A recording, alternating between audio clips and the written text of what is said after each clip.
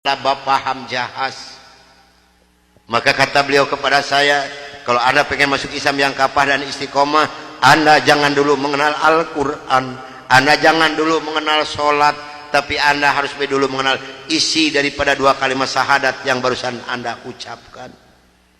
Alhamdulillah, selama 3 bulan kurang lebih saya dibina oleh beliau untuk mengartikan isi daripada dua kalimat syahadat. Barulah saya marifatullah. Disinilah nikmatnya iman dan nikmatnya ibadah yang saya rasakan sampai detik ini. Lalu saya suruh pulang dulu oleh beliau, karena saya masih mempunyai keluarga, itu anak dan istri. Ternyata keluarga saya telah mendapatkan laporan dari Kansa 14 dan dari Dewan Gereja Indonesia bahwa saya telah murtad masuk agama Islam. Begitu saya nyampe di rumah saya lihat dengan mata kepala saya sendiri, pakaian saya, ijazah saya, semua dibakar oleh putri-putri saya dan istri saya di hadapan mata saya. Dan alhamdulillah, saya diselamatkan dari maut yang kedua oleh Allah Subhanahu wa ta'ala. Begitu putri-putri saya menyiramkan minyak kelapa panas ke muka saya masih diselamatkan oleh Allah. Minyak kelapanya tumpah di punggung saya. Ini adalah darah daging saya sendiri yang menganiaya saya, bukan orang lain. Lalu kepala saya dilempar pakai cobek, dipukuli pakai setikasti, sampai saya diusir caci maki dengan kata-kata yang sangat keji yang keluar dari mulut darah daging saya sendiri. Nyah, engkau di hadapanku anjing, setan, babi, iblis, jangan menginjak rumah ini, haram rumah ini kau diinjak oleh setan dan iblis macam kau. Ini adalah darah daging saya sendiri, bukan orang lain. Dan alhamdulillah, begitu saya meninggalkan rumah tangga saya, hanya pakai pakaian satu setel yang nempel di badan saya yang penuh dengan minyak kelapa panas. Harta kekayaan yang berlimpah luah, demi Allah tidak saya bawa serupiah pun, karena saya pengen masuk Islam yang kapah dan istiqomah. Saya harus samina wa atona. Jangankan harta kekayaan yang berlimpah luah, putri-putri saya pun yang 3 saya putuskan. Mulai detik ini Anda bukan darah daging saya bukan bapak Anda, dan Anda bukan putri-putri saya. Titik sampai di sini. Jangan ada lagi pertalian darah antara Anda dengan saya. Kenapa saya putuskan kepada putri-putri saya yang 3? Karena saya takut besok atau lusa saya meninggal dunia, bagaimana tanggung jawab saya di hadapan Allah Subhanahu wa ta'ala. Maka alhamdulillah, sudah hampir 22 tahun lebih ini saya belum pernah dipertemukan dengan batang hidungnya. Namun alhamdulillah, biarpun putri-putri saya tidak yang ikut satu pun, Allah telah memberikan kebahagiaan kepada saya pada saat sekarang ini.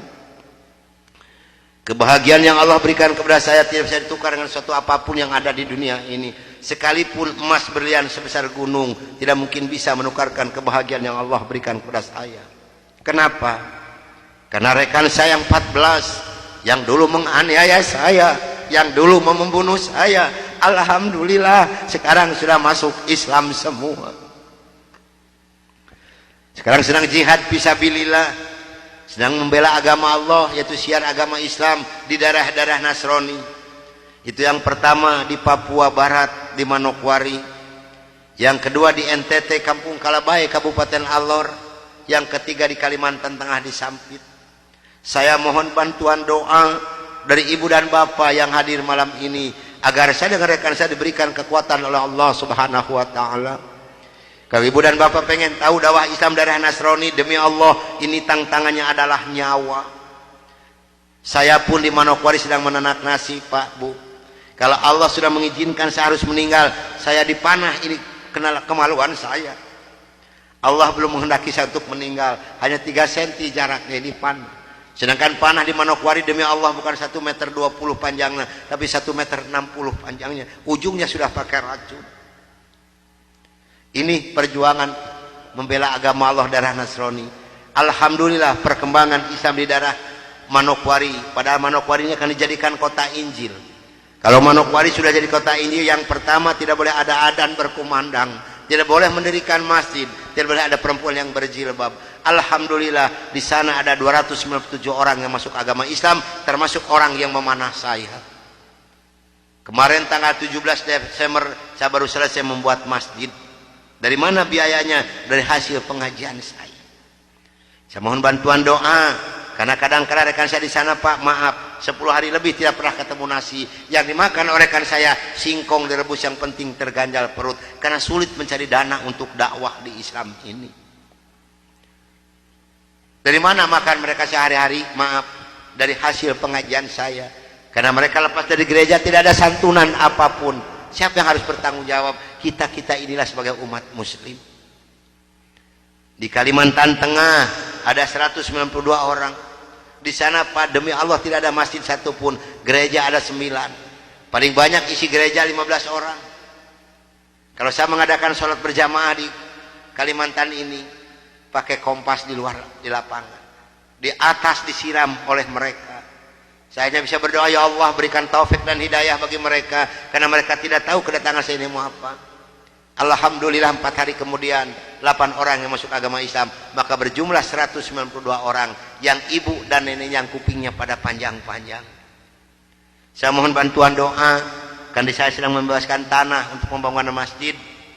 Mudah-mudahan Allah memberikan jalan untuk saya untuk melunasi tanah di sana, untuk pembangunan masjid di sana.